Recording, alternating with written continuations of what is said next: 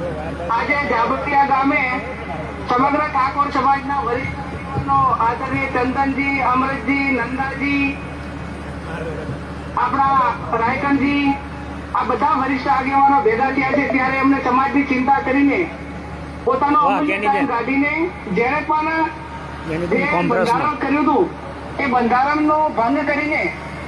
આજે તમે એમ સમજો કે ભાઈ અર્જુનને અને ગબ્બરને બંનેને ખબર હતી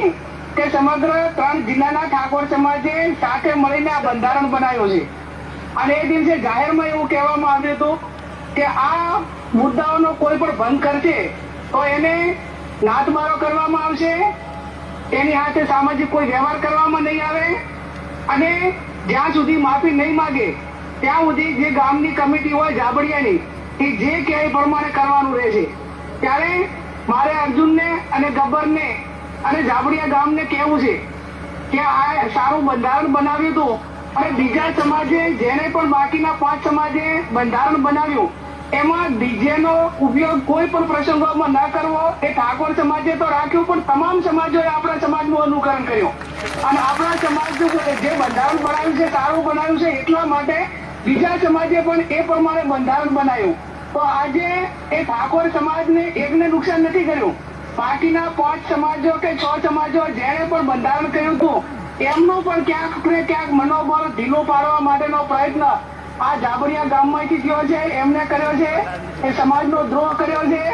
એ કોઈ દંડને પાત્ર નહીં પણ તમે બધા જે આગેવાનો નિર્ણય લઈ અને આવું બીજા કોઈ ન કરે એવું જે નક્કી કરવાનું હોય કરજો ને એમાં હું મારો ટેકો પુરાવું છું.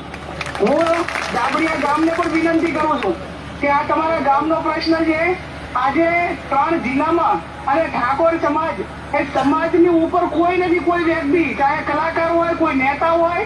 કોઈ સંત હોય કે કોઈ પણ વ્યક્તિ હોય એ સમાજની ઉપર કોઈ નથી. એને સમાજમાં રહેવું છે એટલા માટે. અને હું વિનંતી એ કરું છું કે આ બધી જે બેન દીકરીઓની સુરક્ષા માટેનો મોટો પ્રશ્ન ઉભો થાય છે, વિદ્યાર્થીઓના અભ્યાસમાં તેનામાં મોટી તકલીફ પડે છે અને તમામ પ્રકારની બદીઓ એ સામાજિક પ્રસંગોમાં સૌથી વધારે મહિલાઓની સુરક્ષા માટેનો પ્રશ્ન ઉભો થાય છે અને આ જે ઇમ્પોર્ટન્ટ મુદ્દો હતો સમાજ માટે અને એનો ભંગ કર્યો છે એને બિલકુલ ચલાવી લેવાનું નથી. આ હું જાહેરમાં કહું છું અને એટલા માટે એ જાબડિયા ગામ એના આગેવાનો માફી માગે, અર્જુન અને ગબ્બર માફી માગે અને છતાં માફી માગ્યા પછી 4/1/2027 ના રોજ સમાજ ભેગો થાય ને ત્યારે આમના માટે શું કરવું એ ટાઈમે સમાજ નિર્ણય લેશે. આ મારો વ્યક્તિગત અભિપ્રાય છે અને આ અભિપ્રાય